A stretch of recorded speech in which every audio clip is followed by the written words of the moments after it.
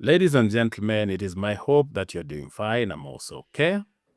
Welcome to another episode of Raw Politics. The former Deputy President, the Honorable Rigathi Gachagua, has been accused of being a shameless tribalist. In fact, the man was impeached for the same crime. See, Rigathi Gachagua was holding a very critical position. He was the Deputy President of the Republic, elected. As such, if the President, who is the symbol of national unity, was not in the country, guess who then became the symbol of national unity? Well, you guessed right, Rigathi Gachagua.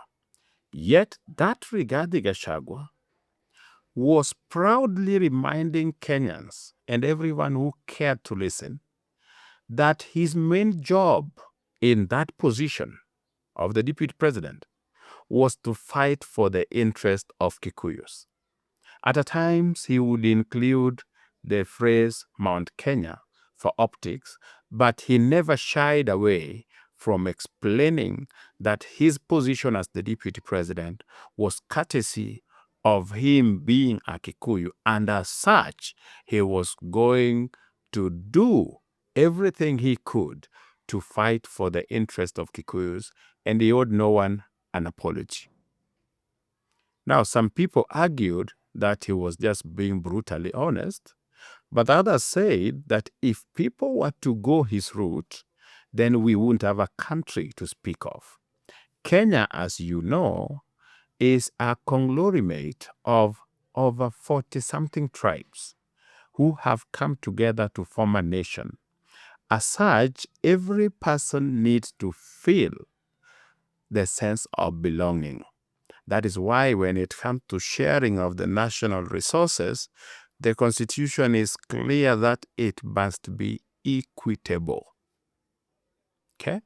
It has to make every person feel part and parcel of Kenya. If you have a deputy president who does not care about the Constitution and says that this is how I'm going to do my things, he had to be impeached. In fact, I remember somebody challenged me that there was a time that you defended Rigathi Gachagua's share statement. And I don't run from my statements. Those who know me will tell you that I don't run away. I don't recant my statements for the sake of to appear current or to adapt with what is going on. When Rigathi first made his share statements, I understood it to mean the following: that when a government is formed, appointive positions, especially positions of policy, most of the appointed positions are usually appointed for policy purposes. So appointive positions like the ministers, positions like heads of parastatals, and positions that are majorly policy positions by the executive often include those who campaigned and voted for the regime. And that is not something that uniquely happens in Kenya. It happens in every democracy where elections take place. If election is to take place and you win, there is a team that campaigned and voted for you, people responsible for your victory, people who understand your manifesto. It is expected naturally, world over, that when you are picking the people to help you serve, the people to help you deliver this manifesto, then you need to pick those who are actually with you. And as such, to that extent, I understood the share politics to be okay.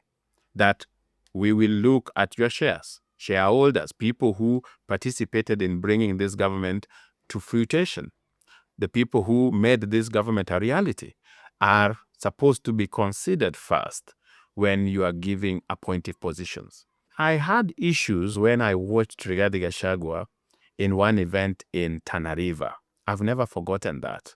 I said the main reason why I don't share clips when I do analysis has to do with copyright issues. There are those who will wait for some time and then they will make a claim and say that clip was mine, etc. And because I didn't originate the clip, at times my hands will be tied. And so I don't want unnecessary risk. These clips are available. Whatever I'm referring to is something you can search and find. Back to what I was saying, there was this time Rigathi Gachagua was in Tana River. As a guest in that particular meeting, he had the last words. And as you know, Kenya's politics or political gatherings or events, the leaders, local leaders, will be given an opportunity to talk and say a few things. In most of the cases, they do ask for some development of sort. This road, this market, this health center, etc. And that meeting was no different. So people asked the same. They requested, this leader would request for a road, another one.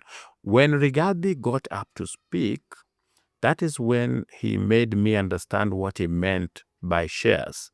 And that is something I could not reconcile with, because he told them that they could not ask for those development programs. Why? Because they did not vote for the government in place. In fact, he went ahead, you can check the clip, he went ahead and reminded them that they had an opportunity to increase their shares in the next election. Now, that, ladies and gentlemen, is illegal. Because whereas it is justifiable to appoint people who stood with you to policy positions, you cannot restructure your civil service to be made up of those who voted for you. It's illegal. 2, you cannot deny taxpayers development because they didn't vote for you, unless you're suggesting that moving forward, you also don't need their tax. And that is a recipe for collapse of a nation. So when it comes to offering services, when it comes to giving people what they deserve it irrespective of who they voted for. After all, this is a democracy, and there is no government that is going to be in place, whether today or 100 years to come, that will have 100% support. There is somebody somewhere, or there's a group of people somewhere, or there is a number of, or a million somewhere that is not going to vote for the government. And ladies and gentlemen, you can't deny them services because they didn't vote for you. But Rigathi felt that was justified, that you cannot request for services if you didn't vote for the government. So Rigathi Gachagua has never hidden his feeling when it comes to fighting for his community, irrespective of which position he holds. The other day, while doing one of his rallies, a very recent one, he said plainly that Kenyans were not happy with Ruto because he took development to Luo Nyanza that did not vote for him. I dare you, look for that. Rigathi Gachagua was on top of a vehicle and he was saying everybody was angry with Ruto. In fact, he said even Kalenjins were very angry with Ruto because he was taking development to Luo Nyanza that did not vote for him. So according to him, even development is supposed to be subject to how did you vote. So if you voted for the government, fine. If you didn't vote for the government, you should wait for the next government. But then you see, nobody accepts that they're tribalists. Nobody can say that I am proudly promoting negative ethnicity. So they will always say they are being accused falsely. And they will try to tell people that, no, contrary to what you're being told, I am actually a nationalist.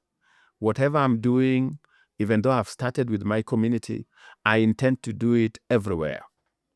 And that's how Rigathi has always defended himself. Rigathi has insisted that he's being called a tribalist for defending his people, yet he is somebody who is accepted everywhere. You saw him when he was starting his political party. He is the only person I have known, I have not been here for hundreds of years, but for the time I've been active politically, I've never had any leader who says that I am forming a political party for my tribe. Rigathi said that he will form a political party for his community so that his community never goes into any negotiation without their political party.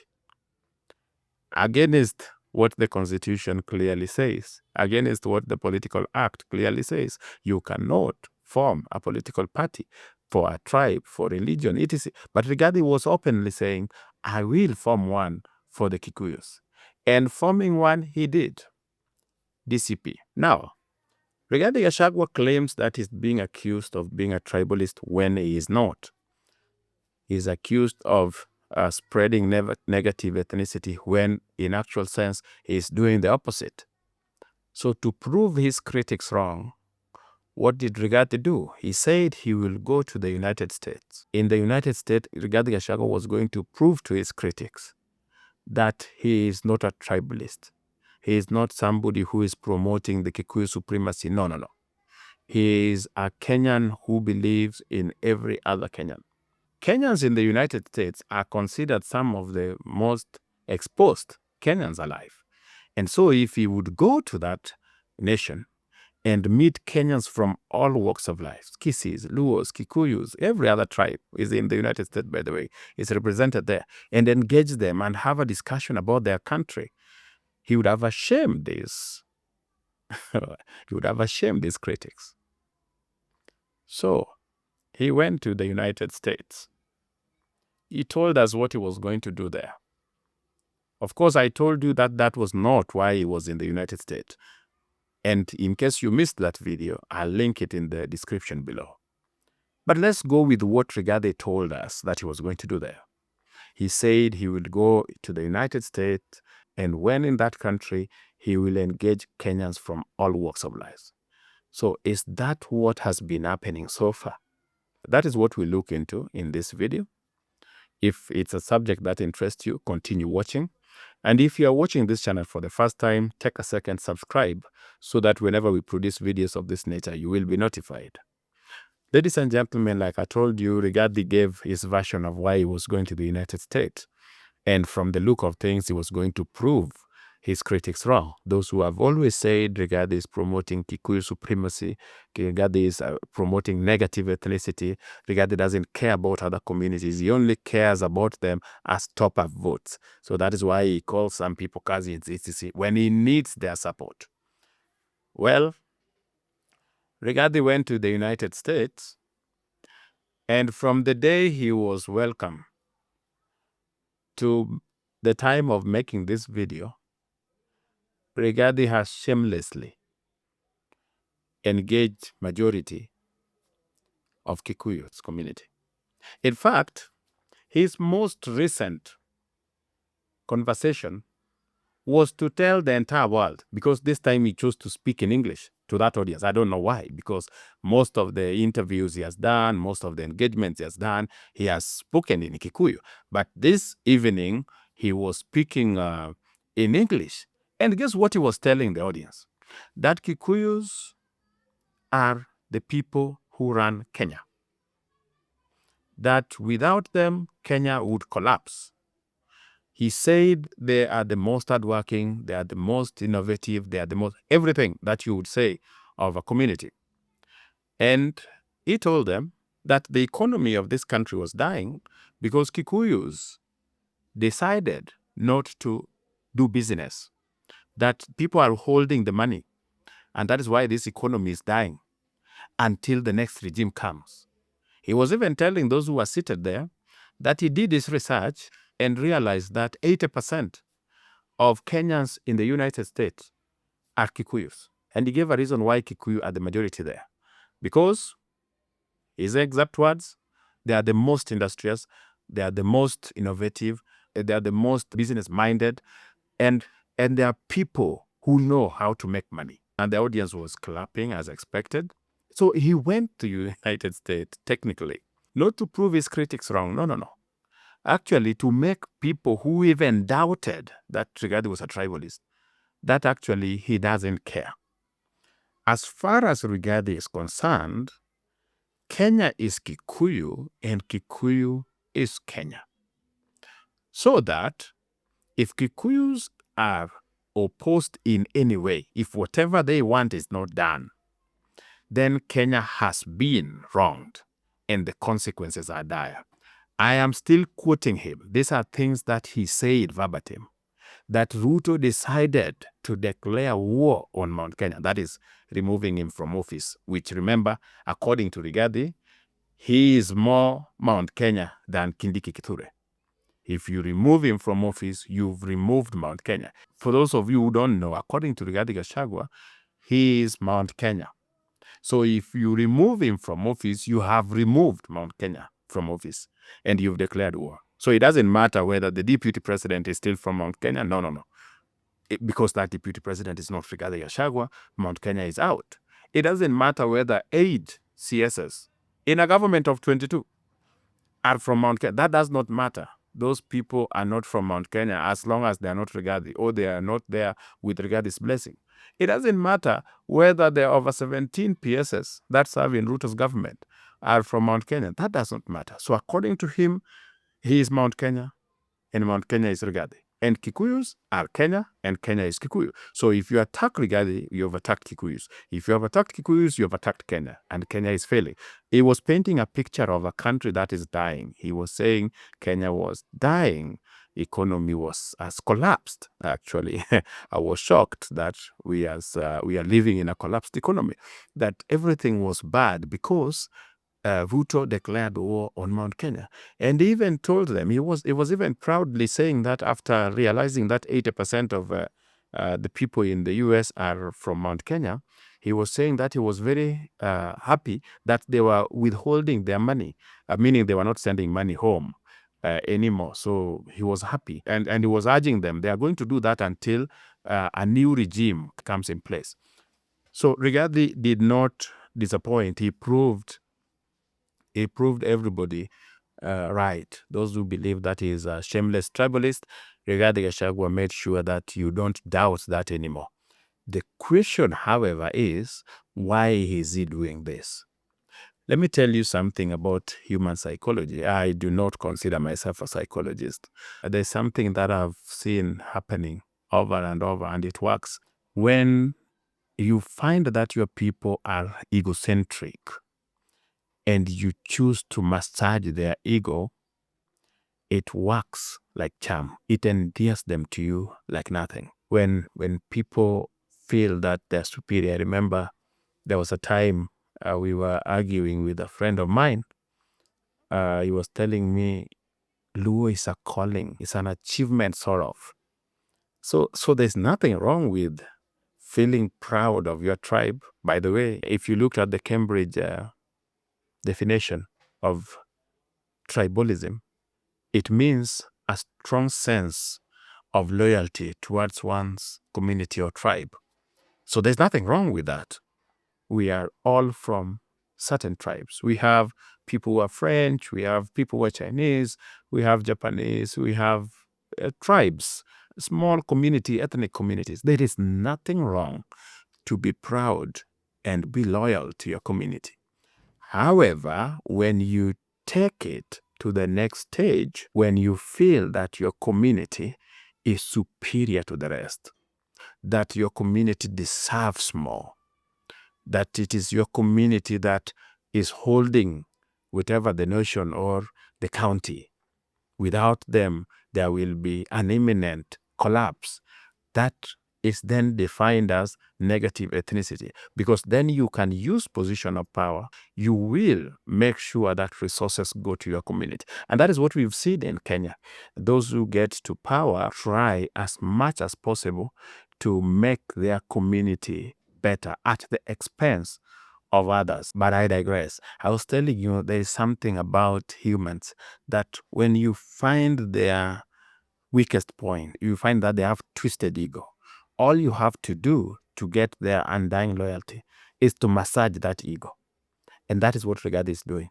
He has realized mainly Kikuyu elites and the middle class, by the virtue that they have been in position of power and so access to resources and opportunities, they have also ended up believing that they are in those positions courtesy of them being geniuses or being better than other Kenyans. And as such, somebody will look at you in the face and tell you, we Kikuyus control this country. that without us, this country will be dead. And they would say this innocently because deep down, that is what they are persuaded. So when Rigathi knows that is how you feel, he comes and massages that ego. And that's why you see he has a lot of support among middle class Kikuyu. Even in Nairobi, when they go for their walks or they go to their pubs, you will hear them saying one time, they do this because finally they have found somebody who is speaking their language, who is massaging their ego. And why is Rigathi doing this? Is he doing this out of his love for the Kikuyu community? I don't think so. Rigathi Gachagua has only one desire: to be the kingpin of Mount Kenya. You see, all this time, Mount Kenya has been dictating to their leader. That is how Kikuyus have done their politics. It is usually the exact opposite of Luo politics. In Luo land, the Odingas decide, and then you follow. In Kikuyu land, it is the people deciding, then the leaders have to toe the line. Rigathi wants to change that, and he has found a simple way of doing it: massaging twisted egos, making you feel that you're superior. Nothing beats that. I tell you that. Nothing beats that. If you want to get into people's mind, if you want people to be crazy, if you want people to love you, always praise them. Make them feel they're special and they're out of this world. And that's what Rigathi is doing. If you watch that video, you will agree with me that he made it look like without Kikuyus, Kenya is a dead thing.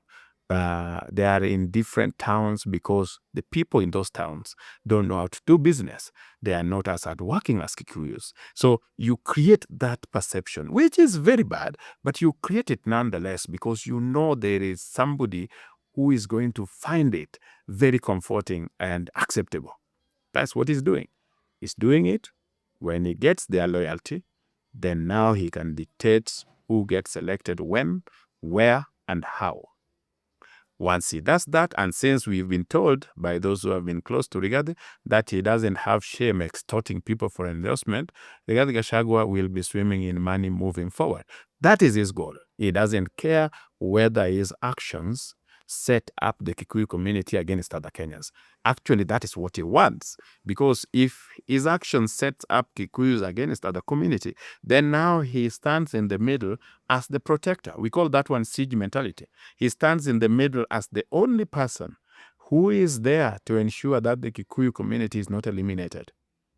And because the people who always practice negative ethnicity are talented at being victims, you will find that saying things I'm saying here, which are just quoting Rigathi mostly, are going to be considered anti-Kikuyu, are going to be considered tribal, and are going to be considered a promotion of ethnic hate. Yet I've just quoted what is done exactly as Kikuyus cheer. They clap at what, instead of feeling like this guy is trying to mess us up, we are spread across the nation, not because those people in those towns can't do business. That is not true. That's not true. Anybody can do business, trust me. We are spread in these areas because Kenya is accommodating. That is the nature of Kenya. Kenya is a very accommodating country. You can go to my small town and you'll find a Somali doing business and thriving. That is how Kenya is, a very accommodating nation. But now if you came and you say, you see, we are here as Somalis in Oyugis because the people of Oyugis don't have an idea of how to do business, then the people there start feeling different about your businesses. Rigathi is doing that deliberately as he gets cheers from the middle class. Okay? Why? His prayer, Rigathi's prayer, is that people turn against Kikuyus. In fact, I've even heard him saying of 41 against 1. These are his prayers because this helps him to have absolute loyalty. So you have to be loyal to Rigathi, or else other communities will destroy you without his protection. So people will now go behind that leader. I have seen that in Luo Nyanza. I'm not coming up with something I've not seen. I have seen that happen in Luo Nyanza, where a majority are persuaded that without the Odingas, we will all be gone. So they have to be loyal to them. That is what Rigathi wants in Mount Kenya. Unfortunately, thanks to the fact that is massaging the ego of the people. And that is the message Rigathi is preaching to them. And they're cheering and they're holding him. My prayer is that some people will come up and protest this nonsense by Rigathi and call him out for trying to set up his community against others, or for trying to cause ethnic disunity for personal gain. That's my hope. But I just wanted to tell you that Rigathi went to the United States to prove to people that he's not a tribalist. And so far, he has only solidified the fact that he's a shameless tribalist. He is in the US addressing interviews in Kikuyu as if every Kenyan in the US is a Kikuyu. All the sessions he attends are organized and are dominated by Kikuyus, and he speaks in Kikuyu. There's nothing wrong with speaking to your community members, by the way. Don't misunderstand me. But clothing it as if you are speaking with Kenyans from all walks of life is what we call taking a joke too far. It's the same thing we saw here when most of the demonstrators were coming from Kiambu, and just saying that they are coming from Kiambu, people will be like, oh, you're profiling us, you are anti-Kikuyu. But you could see they are coming from Kiambu, they're being covered live chanting. And then now people would come with hashtags like we are all Kikuyus, etc. These are the nonsense that we have to stop, because the Kikuyu community is a very important community in the country, just as important as any other community. We cannot do without the 44 communities that we have in this country. Every community needs to feel important. So we cannot allow somebody, for purposes of his selfish interest, to go on misleading a community, and then we keep quiet because we fear being labeled tribalist citizen. As far as I'm concerned, I always tell myself that if I don't tell a friend the truth, then I'm no friend at all. What I'm seeing currently is a community that I care about being misled by some guy taking advantage of their ego and setting them up against other people. This must be called out. That tribalist Rigathi Gachagua must be called out. And my prayer is that one day Kikuyus are going to say no, are going to say enough to this nonsense, and rejoin other Kenyans in building the nation. Ladies and gentlemen, I hope you found value in this video. If you did, let me know in the comment section. In case you missed the video where I shared with you the real reason why Rigathi Gachagua is in the United States, watch it here.